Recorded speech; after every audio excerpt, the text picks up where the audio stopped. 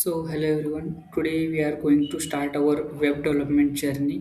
So, सगळ्यात पहिला आता वेब डेव्हलपमेंट म्हणजे काय समजून घेऊया आणि वेब डेव्हलपमेंट सुरुवात करायच्या आधी अशा काही गोष्टी आहेत ज्या समजून घेणं खूप महत्त्वाचं आहे. कारण ॲक्चुअली स्टुडंटना माहीत नाही की वेब डेव्हलपमेंट म्हणजे नेमकं काय आणि ते कसं वर्क होतं. जर आपण या गोष्टी समजून घेतल्या तर वेब डेव्हलपमेंटची आपली जी इथून पुढची जर्नी आहे ती खूप सोपी आणि सिंपल पद्धतीने होईल. सगळ्या गोष्टी एक्सप्लोर करण्यासाठी आपल्याला ईझी पडेल. सगळ्यात पहिला आहे म्हणजे ते इंटरनेट. आपल्या सर्वांना माहीत आहे की इंटरनेट म्हणजे काय? पण ते इंटरनेट ॲक्चुअली वर्क कसं होतंय हे खूप लोकांना माहीत नाही. त्यामुळे इंटरनेट एक अशी गोष्ट आहे, जी आपण फोन, लॅपटॉप, कॉम्प्युटर्सवर वर्क होताना बघतोय किंवा ते आपण वापरतोय. पण नेमकं इंटरनेट म्हणजे काय? ते वर्क कसं होतं? ते आपल्याला माहीत नाही. आता आपण इंटरनेटच्या खूप डीपमध्ये जाणार नाही आहे. पण फक्त बेसिक ओव्हरव्ह्यू घेणार आहे काय, की कसं इंटरनेट वर्क होतं किंवा इंटरनेटमुळे कशा सगळ्या गोष्टी वर्क होतात. ठीक आहे. तर सगळ्यात पहिला आपण बघूया इंटरनेटची definition. The interconnected network of computers around the world. तर कॉम्प्युटर्स म्हणजे सिस्टम्स जे आपण त्याच्यामध्ये जर आले लॅपटॉप्स आले, आपले फोन्स आले, जे डिव्हाइस, मशीन इंटरनेटने कनेक्ट होतो, त्याला आपण इथं कॉम्प्युटर्स म्हणतोय. जेव्हा वर्ड्समधील कॉम्प्युटर एकत्र कनेक्टेड होतात थ्रू द नेटवर्क, तर त्याला आपण म्हणतोय की नेटवर्क ऑफ द कॉम्प्युटर. इथं एक्झाम्पल दिलेलं आहे की अ, इथं 4 कॉम्प्युटर्स आहेत, ते एकमेकांना केबल थ्रू इंटरकनेक्टेड आहेत. तर आपण एक एक्झाम्पल घेऊ शकतो की आता माझ्या रूममध्ये समजा एक कॉम्प्युटर आहे. त्याला आपण ए नाव देऊया आणि सेकंड कॉम्प्युटर आहे ते त्याला बी नाव देऊया. ओके. त्याला आपण कनेक्ट करतोय थ्रू वायर किंवा केबल. ओके. तर जेव्हा आपण त्यांना वायर थ्रू कनेक्ट करतोय, तेव्हा बी एला इझिली डेटा पाठवू शकतो. ए बीला इझिली डेटा पाठवू शकतो. म्हणजे त्यांच्यात कम्युनिकेशन हे ईझी पद्धतीने होईल किंवा फाईल ट्रान्सफरिंग ईझी पद्धतीने होईल. आता आपल्या या सिस्टममध्ये आता ही जर आपण 4 कॉम्प्युटरचं सिस्टम आहे, त्याच्यामध्ये मला पाहिजे आहे की एक असा मेन कॉम्प्युटर्स असावा. तो मला म्हणजे 24/7 ऑनलाईन असेल. कसा? 24/7 ऑनलाईन असेल. तर त्यालाच आपण म्हणू शकतो की सर्व्हर. त्याला आपण काय म्हणू शकतो? सर्व्हर. कारण जे 24/7 ऑनलाईन असेल, त्याला सर्व्हर म्हणतो. कारण आता समजा माझ्या रूममध्ये माझा लॅपटॉप आहे किंवा माझं कॉम्प्युटर आहे. त्याला मी एनी टाईम शटडाउन किंवा बंद करू शकतो. पण 24/7 हे जे कॉम्प्युटर आहे, ते 24 तास ऑनलाईन असतं आणि त्याला आपण सर्व्हर म्हणतो. आणि आता समजा सर्व्हरचं काम काय असतं? जे क्लायंटने रिक्वेस्ट पाठवली असते, त्याला सर्व्ह करण्याचं म्हणजे त्याला फुलफिल करण्याचं. आता समजा हे कॉम्प्युटर नंबर 1 आहे, हा कॉम्प्युटर नंबर 2 आहे, हा कॉम्प्युटर नंबर 3 आहे. ओके. जेव्हा जर कॉम्प्युटर 2ला जर काहीही इन्फॉर्मेशन पाहिजे असेल, तर तो सर्व्हरकडं रिक्वेस्ट पाठवू शकतो. मग ते सर्व्हरकडे रिक्वेस्ट पाठवल्यानंतर सर्व्हर त्या रिक्वेस्टला रिस्पॉन्स देतो. म्हणजे जे काही कॉम्प्युटर नंबर 2ला पाहिजे आहे, ते त्याला सप्लाय करतो. म्हणजे तो डेटा त्याला पाठवतो. आता समजा की कॉम्प्युटर 1 पण ह्याच्याकडं रिक्वेस्ट करू शकतो, कॉम्प्युटर 3 पण ह्याच्याकडं रिक्वेस्ट करू शकतो. जे रिक्वेस्ट सर्व्हरकडे टाकतात त्याला आपण क्लायंट म्हणतो. क्लायंट.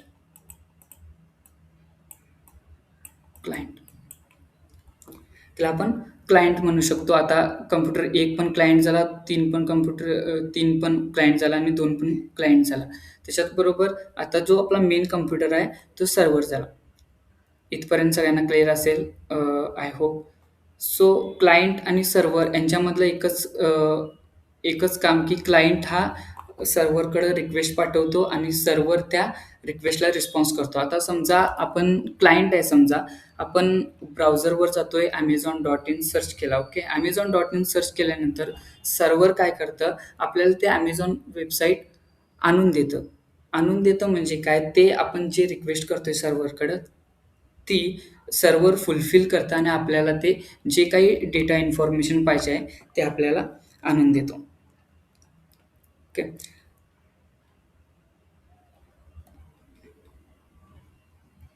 त्यानंतर आपण एक एक्झाम्पल बघू शकतो. जर आपल्या घरी जर इंटरनेट आणायचं असेल किंवा आपल्याला जर इंटरनेट किंवा वायफाय पाहिजे असेल, तर राउटर किंवा वायफाय सेटअप करताना तेव्हा बाहेरच्या कंपनीमधून एक केबल येतो. तो राउटरशी कनेक्ट करावा लागतो. तरच ते इंटरनेट ॲक्चुअली वर्क होतं. तसंच या वर्ल्डमध्ये खूप सारे कॉम्प्युटर इंटरकनेक्टेड असतात. जर मध्ये कोणता समुद्रसुद्धा येत असेल, तर त्याच्या आतून वायर्स एकमेकांना कनेक्टेड असतात आणि त्याच्यातून डेटा ट्रान्सफर होतो थ्रू द इंटरनेट. अशा प्रकारे आपलं इंटरनेट वर्क होत जातं. मग प्रत्येक कॉम्प्युटरकडं एक आपला आय-पी ॲड्रेस असतो. प्रत्येक कॉम्प्युटरकडं आपला एक आय-पी ॲड्रेस असतो. तो सर्व्हर असू दे किंवा क्लायंट असू दे, प्रत्येक कॉम्प्युटरकडं आपला आय-पी ॲड्रेस असतो. प्रत्येक सर्व्हरकडं सेपरेट आय-पी ॲड्रेस, 3 नंबरकडं सेपरेट, 2 नंबरकडं सेपरेट असे मल्टिपल कॉम्प्युटरचं कनेक्ट असतील किंवा मल्टिपल सिस्टम कनेक्ट असतील, तर प्रत्येक कॉम्प्युटरकडं आपला आय-पी ॲड्रेस असतो. मग आता हा आय-पी ॲड्रेस म्हणजे काय? फॉर एक्झाम्पल घ्या. आता या अर्थवर समजा अ, जमीन आहे आणि जमिनीवर मल्टिपल प्लॉट्स आहेत. त्याच्यावर घर बनू दे किंवा न बनू दे, पण त्या प्रत्येक प्लॉटचा एक युनिक ॲड्रेस असतो. तो त्या नावानं ओळखला जातो. तसंच कॉम्प्युटरला आपला एक आय-पी ॲड्रेस असतो. तो त्या नावानं त्या कॉम्प्युटर ओळखला जातो. मग तुम्ही खूप साऱ्या हॅकिंगच्या मूव्ही बघितला असेल, की आय-पी ॲड्रेसवरून फाइंड करतात, की कोणत्या सिस्टमवरून तो डेटा पाठवला गेला आहे किंवा तो सिस्टम कुठून बिलॉन्ग करतो, हे तुम्ही बघितलं असेल. तर आय-पी ॲड्रेस अशा प्रकारे वर्क होतं. ओके. ठीक आहे. त्याच्यानंतर आपण बघूया व्हॉट इज इंटरनेट म्हणजे हा इंटरनेट नेमकं वर्क कसा होतो? ओके. याच्यामध्ये 3 सिस्टम मेन वर्क करतात. फर्स्ट वन आहे ते क्लायंट आणि सेकंड वन आहे ते आय-एस-पी. आय-एस-पी म्हणजे काय? Internet service provider. हे तुम्ही ऐकला नसेल, पण आपण ऐकलोय की एअरटेल, जिओ, वोडाफोन हे सगळे इंटरनेट सर्व्हिस प्रोव्हायडर आहेत. आणि डी-एन-एस म्हणजे डोमेन नेम सिस्टम. ओके. त्याच्यानंतर क्लायंट आता काय करतो? क्लायंट रिक्वेस्ट पाठवतो कुठं? इंटरनेट सर्व्हिस प्रोव्हायडरकडं. आता तुम्हाला समजा Amazonवर गेला. तुम्ही आता Googleवर जाऊन Amazon.in सर्च केला, की तुम्ही Amazon वेबसाईटवर रिडायरेक्ट होताय. पण त्याच्या अगोदर काहीतरी प्रोसेस असते ती बॅकएंडला वर्क होते. ती आता आपण समजून घेऊया. तर क्लायंट जेव्हा आय-एस-पीकडं रिक्वेस्ट पाठवतो, आय-एस-पी तीच रिक्वेस्ट डी-एन-एसकडे पाठवतो. आता डी-एन-एस म्हणजे काय समजून घेऊया. आता आय-एस-पी इंटरनेट सर्व्हिस प्रोव्हायडर आपण समजून घेतलाय. ते म्हणजे सांगितलं आता की एअरटेल, जिओ, वोडाफोन अशा खूप साऱ्या इंटरनेट सर्व्हिस प्रोव्हायडर आहेत. त्याच्यानंतर मग डी-एन-एस म्हणजे काय? Domain name system. Domain name system आपण इमॅजिन करू शकतो की जस्ट लाइक अ डिक्शनरी. आता डिक्शनरीमध्ये मल्टिपल वर्ड्स असतात. त्या वर्ड्सचे मीनिंग असतात. तशाच प्रकारे डी-एन-एस असतो. आता समजा आपल्या पहिल्याच्या युगामध्ये म्हणजे जेव्हा इंटरनेट, फोन वगैरे नव्हते, तेव्हा डायरी असायची. त्या डाय त्या डायरीमध्ये एक म्हणजे नेम असायचं, त्याच्यानुसार फोन नंबर आणि त्याचा पर्टिक्युलर ॲड्रेस.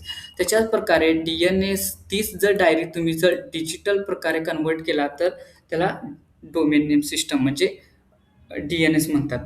म्हणजे याच्यामध्ये काय असतं, की प्रत्येक Amazon.com असू दे, Google.com असू दे, Facebook असू दे, Instagram असू दे, या सगळ्यांचे डोमेन्स अवेलेबल असतात. ओके. सगळ्यांचे डोमेन्स अवेलेबल असतात आणि त्या डोमेन्स आणि त्यांचे आय-पी ॲड्रेस स्टोअर असतात. तर डोमेन्स म्हणजे काय? की त्या पर्टिक्युलर वेबसाईटचं नावच असतं ते डोमेन्स म्हणजे लाइक Amazon.in त्याच्यानंतर LinkedIn, Instagram असं त्याचे आय-पी ॲड्रेस असतात.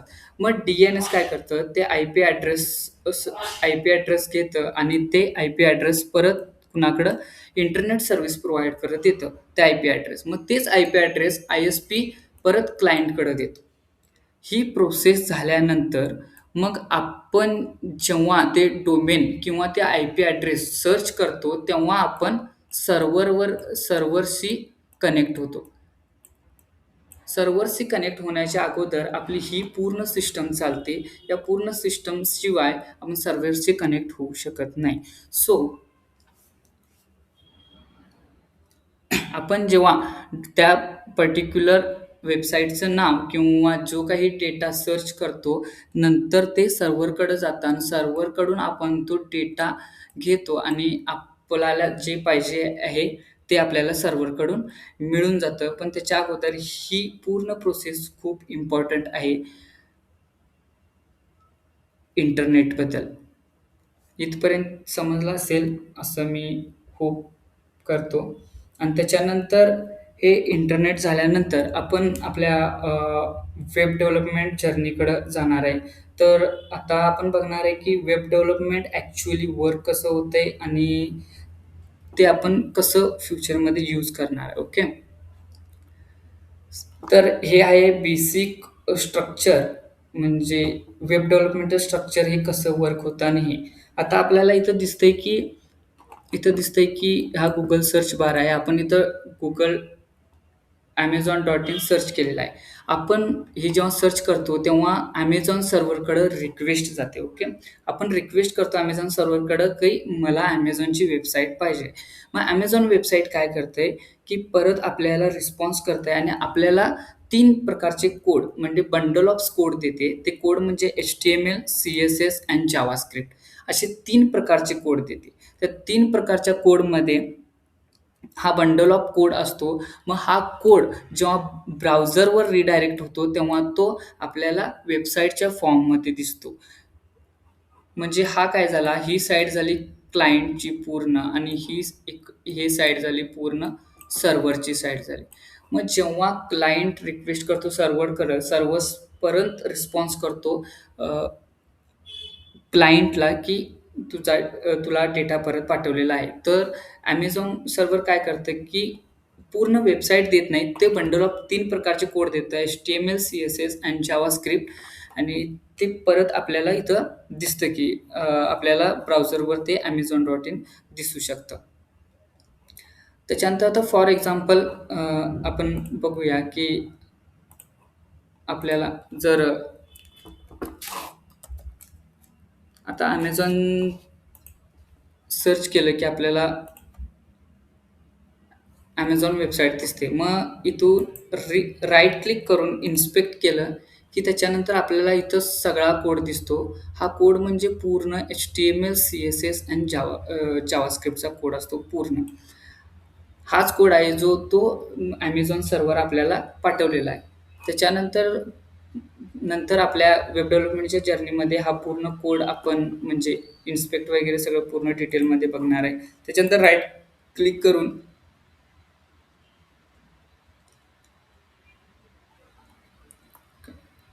इन्स्पेक्ट केल्यानंतर हा पूर्ण कोड दिसतोय. त्याच्यानंतर इथं म्हणजे पूर्ण इथं HTML कोड असतो. स्टाईल्सवर जाऊन CSS पूर्ण म्हणजे प्रत्येक लेबल्स किंवा आयकॉन्स कसे डिस्प्ले केलेले आहेत, ते पूर्ण इथं ती HTML, CSS आणि जावास्क्रिप्टच्या कोडनं आपल्याला दिसतं. अशाच प्रकारे आपलं वेब डेव्हलपमेंट वर्क होतं. अशाच प्रकारे पूर्ण वेब डेव्हलपमेंट वर्क होतं. तर व्हिडिओ आवडला असेल तर लाईक करा, शेअर करा आणि thank you for watching this video.